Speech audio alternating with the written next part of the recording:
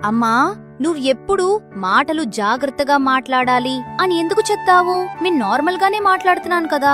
ఎందుకంటే మాటలు కేవలం నోటి నుండి రావు, మన లోపల ఏముందో అవే బయట పెడతాయి. అంటే నేను మాట్లాడే విధానం నేను ఎలాంటి మనిషినో చూపిస్తుందా? అవును, మంచి మాటలు ఇతరులకు ధైర్యం ఇస్తాయి, కానీ కఠినమైన మాటలు తెలియకుండానే వాళ్ళ మనసును నొప్పిస్తాయి. కానీ కొన్నిసార్లు నాకు చాలా కోపం వస్తుంది. అప్పుడు నేను ఏమీ మాట్లాడుతున్నానో కూడా ఆలోచించలేను. అందుకే మాట్లాడే ముందు కొంచెం ఆగాలి, రియాక్ట్ అయ్యే ముందు ఆలోచించాలి. నేను చెప్పబోయేది కరెక్టా కాదా అని ఎలా తెలుసుకోవాలి? మాట్లాడే ముందు నీకు నువ్వే ఈ 3 ప్రశ్నలు అడుగు. నేను మాట్లాడేది మంచిదేనా? ఇది ఎవరినైనా బాధ పెడుతుందా? ఇది ఇప్పుడు మాట్లాడడం అవసరమా? ఒకవేళ నీకు కరెక్ట్ కాదు అనిపిస్తే సైలెంట్ గా ఉండు. సైలెన్స్ మాటల కంటే చాలా పవర్ఫుల్. అయితే ఇకపై నేను మాట్లాడే ముందు నా మాటలను జాగ్రత్తగా చూసుకుంటానమ్మా.